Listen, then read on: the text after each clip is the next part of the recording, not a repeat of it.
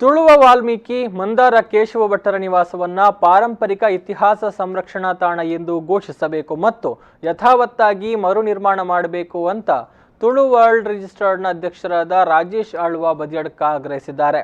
ಸುದ್ದಿಗೋಷ್ಠಿಯಲ್ಲಿ ಮಾತನಾಡಿದ ಅವರು, ಮಂಗಳೂರು ಮಹಾನಗರ ಪಾಲಿಕೆಯ ಅವೈಜ್ಞಾನಿಕ ಘನತ್ಯಾಜ್ಯ ನಿರ್ವಹಣೆಯಿಂದ ಸಂಭವಿಸಿದಂತಹ ಭೀಕರ ತ್ಯಾಜ್ಯ ದುರಂತದಲ್ಲಿ ನಶಿಸಿ ಹೋದಂತಹ ಮಂದಾರ ಕೇಶವ ಭಟ್ಟರ ಮನೆಯನ್ನ ಸಂಪೂರ್ಣವಾಗಿ ಮರು ನಿರ್ಮಾಣ ಮಾಡಬೇಕು.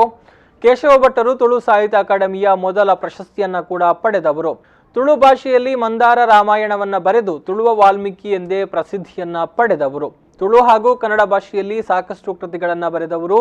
ನಾಡಿನ ಹೆಸರಾಂತ ಕವಿ ಶಿವರಾಮ ಕಾರಂತರ ಮನೆಗಳನ್ನ ಸಂರಕ್ಷಣೆ ಮಾಡಿದ ಹಾಗೆ ಮಂದಾರ ಕೇಶವ ಭಟ್ಟರು ಹುಟ್ಟಿ ಬೆಳೆದ ಈ ಪಾರಂಪರಿಕ ಸ್ಥಳವನ್ನ ಕೂಡ ಮರು ನಿರ್ಮಾಣ ಮಾಡಬೇಕು ಅಂತ ಆಗ್ರಹಿಸಿದ್ರು. ನಗರ ಪಾಲಿಕೆದ ಒಂದು ಅವೈಜ್ಞಾನಿಕ ತ್ಯಾಜ್ಯ ನಿರ್ವಹಣೆದ ಒಂದು ಫಲದ್ದು ಅವು ಅಲ್ಪ ಇಡೀ ಕಜವು ಪೂರ ಇಡೀ ಪಚ್ಚನಾಡಿ ವಲಯ ಈ ಮಂದಾರ ಊರಿಗೆ ಬರ್ತದೆ.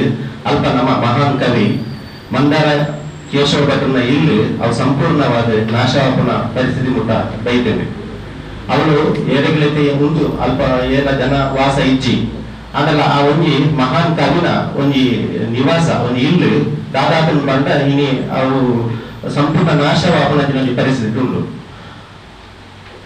ಮಂದಾರ ಕೇಶವ ಭಟ್ಟರು ಬಂಡ ತುಳುವ ವಾಲ್ಮೀಕಿಂದೆ ಬಂಡ ಮಂದಾರ ರಾಮಾಯಣ ಬರೆಯಿನಾರು ಅವತ್ತಂದೆ ತುಳು 8ನೇ ಪರೀಕ್ಷೆಗೂ వాళ్ళ ಸೇರ್ದಿದ್ದುಂಡ ಆರೆಗೆ ಜ್ಞಾನಪೀಠ ಪ್ರಶಸ್ತಿ ಕೊಡೈನ ಒಂದು ಮಹಾನ್ ವ್ಯಕ್ತಿ ಆ ಭಕ್ತರು ಆರೆಗೆ ಕೇಂದ್ರ ಸರ್ಕಾರನೇ.